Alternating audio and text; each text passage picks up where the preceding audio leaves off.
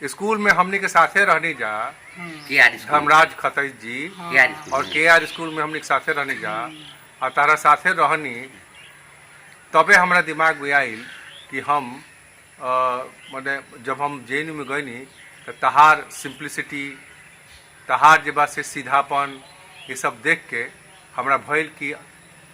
माने तोहरे पर काम करी। काहे कि हमरा कहले रहे कि थारू जो लोग होला वो बागड़ होला, हुआ के तू हवन हूँ। हाँ तब मझौआ के बागड़ कहत रहे लोग,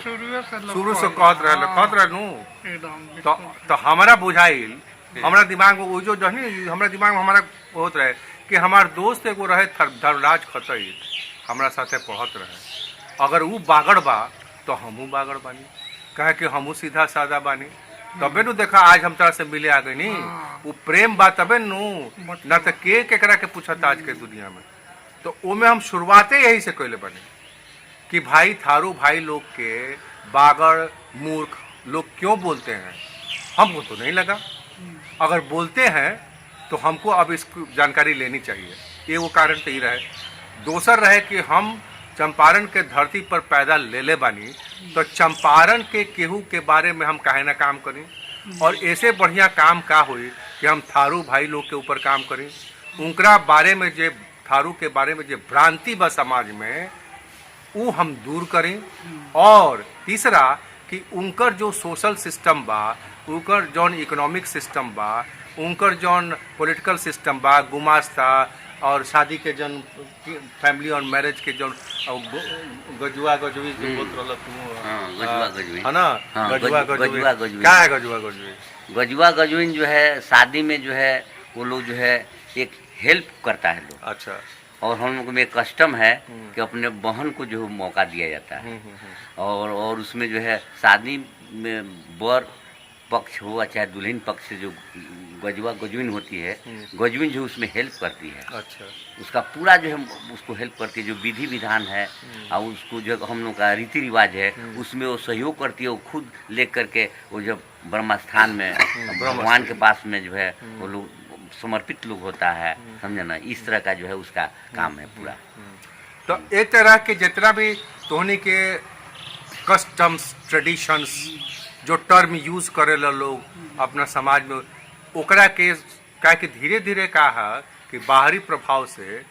जौन एजा के ट्रेडिशन कस्टम बा वो लुप्त हो जाए। तो ओकरो रिकॉर्ड हो गई में जे पढ़ी ओमे ये सब टर्म गुमास्ता गजुआ गजुई और क्या क्या सब है अभी हम भूल रहे हैं, हमको फिर से पढ़ना पड़ेगा। वो सब चीज़ें जो है सो हम सब उसमें हम अब कहाँ कहाँ हम घूमे गए रहनी है, कहाँ कहाँ पैदल पैदल हम गइल बानी। ये हमरा लगा था कि यह बताई है योगेंद्र रामनाथ काजी जो बेलसंडे हाई स्कूल के हेडमास्टर थे, उनके पास भी हम लोग कितने बार गए और ये भी गए और उस पर जो है थीसिस लिखे, जैसे जो बतला रहे थे उनके बारे जानकारी थारू के बारे में वो जो है वो पूरा बताए और जो उन्होंने लिखे, समझे ना। और थारू को शेड्यूल ट्राइब करने के लिए भी उसमें जो है इन्होंने इनका बहुत बड़ी हाथ है। दिल्ली में जो है अभी हम लोग शेड्यूल ट्राइब में नहीं थे तो पत्र में बराबर ही निकालते थे वहाँ पर, समझे ना। वहाँ पर बराबर जो है पेपर में निकालते थे कि थारू लोग को जो है वास्तव में लोग शेड्यूल ट्राइब हैं। अगर शेड्यूल ट्राइब फॉरवर्ड क्षेत्र को घोषित नहीं किया गया तो नागालैंड की स्थिति हो जाएगी, क्योंकि उन लोग के साथ जो है घोर अन्याय होगा। तो ये सब चीज़ें जो है निकालते थे। हम लोग को परिवार का जितना भी था वो सब पेपर में जो सब निकलता था, वहाँ पत्रिका में जो सब निकलता था। दिल्ली में जब वहाँ JNU के स्टूडेंट थे उस समय भी 88 के बाद, 88 के समय की बात है, 88 के बाद 88 में तो हम आईनी रिसर्च किए। गांव चुन्नी बकरी बाजार, और बकरी बाजार में हम रहनी, महीनों सालों रहनी और बार बार आवत रहनी। तो उसमें हम रिसर्च करनी, करीब बने 88 में हम रिसर्च करनी और 88 से रिसर्च के प्रक्रिया चलत रह गई और 2009 में हम सबमिट करनी। 85 में हमार अथी भई रहे रजिस्ट्रेशन, तो 85 में हम चुनाव करनी कि हम थारू पर काम करब। और 85 के पहले से तहरा से संपर्क रहे, तू हमरा के प्रभावित कैल, समझ लो। तो हम कितना साल से जुड़ल बानी थारू लोग से। हनु ओकरा बाद ई रिसर्च आई अपने आप में ही मतलब कि हम तो खुद ना कहब लेकिन इतना लंबा सब हो गई तो मने एमे इहो आ गई कि जब अथी जब से झारखंड अलग भइल बिहार से तो ई मेजर ट्राइब हो गई थारू और 2003 में शेड्यूल ट्राइब हो गई तो सारा फंड गवर्नमेंट के क्योंकि मेजर ट्राइब हो गई तो सारा फंड गवर्नमेंट के एने आवे लगल ओकरा बाद वही घड़ी सरकार भी बदल गई नीतीश जी के सरकार आ गई तो कुछ डेवलपमेंट और फास्ट होखे लगल तो ओकरा बाद से है अथी से नरकटियागंज से कई ट्रेन बघा के चितौनी पुल बन गई तो लोग के लोग आवे जाए लगल दिल्ली जाए लगल मुंबई जाए लगल नौकरी खातिर रोजगार खातिर पहले तो लोग निकलता रहे है नु तो ए तरह से कर करके इतना दिन के और रिजर्वेशन भइला के बाद का प्रभाव पड़ल इहो पीएचडी में आ गई तो कई तरह के चीज लंबा अंतराल भइला से कई तरह के चीज एक साथ में इंक्लूड हो गई तो अगर हम 1-2 साल में जमा कर दे रहती तो ये चीज सब ना आई तो धर्मराज तू हमार प्रेरणा स्रोत रहला हम न मस्तक बानी तहरा सामने कि तहरा प्रेरणा स्रोत की वजह से हम जेबा से कि थारू लोग पर अपना रिसर्च कैनी पीएचडी कैनी हमरा एक बात के गर्व बा हम विपरीत परिस्थिति में भी यहाँ रह करके हम ई कैनी वो घड़ी माओ के ई रहे लाल सलाम के ओमे ई रहे वो घड़ी डकैत के रहे क्या हो वो हमारा चंपारण मिनी चंबल हो गया था उस समय तोहरो याद हुई धर्मराज तो वो स्थिति में आ कितना प्रशासनिक लोगों से रेंजर से हमरा ई हो जाए माने झगड़ा झंझट हो जाए कि आकर काहे अगर ए जाए इलाका में आकर के ऐसे करते रहे एक ये लोग के थारू लोग के फेवर में काहे बोलते रहे हम फेवर में ना बोलते रही हम थारू लोगों के जो अधिकार बा ओकरा बारे में बोलते रही के लोग के हर वो घड़ी बोलते रही के लेकर हर संघा मिले के चाहिए घर संघा मिले के चाहिए हल संघा मिले के चाहिए ये सब जो अधिकार बा मिले के चाहिए वो घड़ी हम बात करो वही में एक बार रेंजर से झगड़ा भी भई रहे हाँ भई रहे झगड़ा सोच घर संघा और हर संघा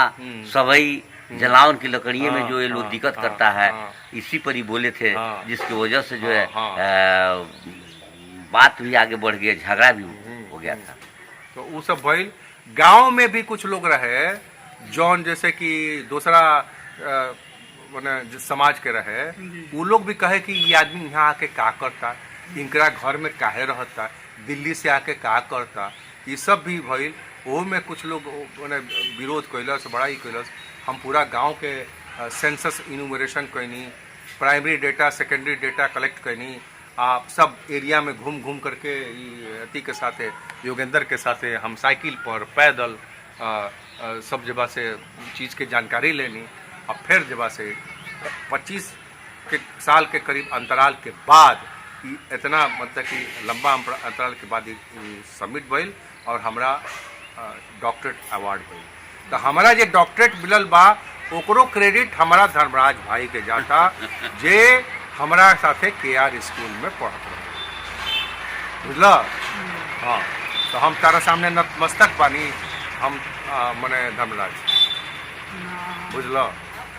ई तो तार करल रहे भाई तू भाग से निकलला हैं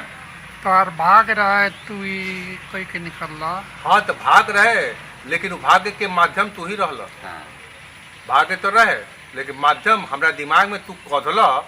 तबे ना मैं जा काम करी ना हम तो कहते हैं कि अब दिल्ली में कोनो टॉपिक ले सके काम कर लेती पीएचडी तो हमारा मिलिए जाए लेकिन वो पीएचडी करे के पीछे तहार जे तहरा साथे हमार माने संसर्ग रहे और तहरा से जे हमारा प्रभाव तहरा व्यक्तित्व के प्रभाव पर पड़ल कि ऐसा आदमी के जे सीधा साधा बा ओकरा के लोग मूर्ख बागड़ काहे कहता ये सबसे बड़ा प्रश्न यही पर हम ये लिखें ठीक नो अब तो हम देखनी कि वो कहलस कि वो तो बोल नहीं सकत हम नीचे से तारा के देखनी है जा नीचे तू देखल आ तू पहचान गईला मुस्कुरा दिला तू अभी कुर्सी लेके अला अपना से तू कहाँ से बीमार बड़ा भाई के बीमार कहता कुर्सी उठा के तू ले हम नहीं बानी हाँ तू बीमार नहीं खा बीमार होती तो हाँ कुर्सी वाला कुर्सी के उठा देती, लेता आ नीचे तारा सब पर के पहचानती। पैरालिसिस भइल बा तू नीचे से पहचान पड़ता हमरा के बाहर लोग कहलस कि ई धर्मराज खतई वो तो दिमाग से थोड़ा हाँ ये हो गया वाह हम नहीं मानते हैं इस चीज को उसी आम के पेड़ के पास हाँ, हम उस चीज को नहीं मानते हैं। आप ही के परिवार के साथ हैं? हाँ, या- नहीं, नहीं। भैया, ना ना वो ना उनका से तो वो तो बतौले कि घर बा हाँ वो बतौले कि घर बा लेकिन उन्हें उधर- के वो उधर। कहला सबने के पहचान नहीं जा तो ई बात बा तो हम कहते हैं धर्मराज भाई हम आइल बनी इतना दिन के बाद हम कहले रहनी फोन से दिल्ली से कि हम तारा लगे आइब ना, तारा तो से बराबर, मिलब हाँ। है हम कहले रहनू एकदम तो हम बिल्कुल। आज आइल बनी आ तार हम मतलब कि शुभकामना हम चाहतनी कि हम बस और ही थारू लोग खातिर जौन कर सके नहीं करे बोला कुछ हमरा के तू शुभकामना दो कुछ का शुभकामना दी जोन आगे दी इतने बहुत बा हाँ। उनके लिए जोन कर रहल बानी उ बहुत बा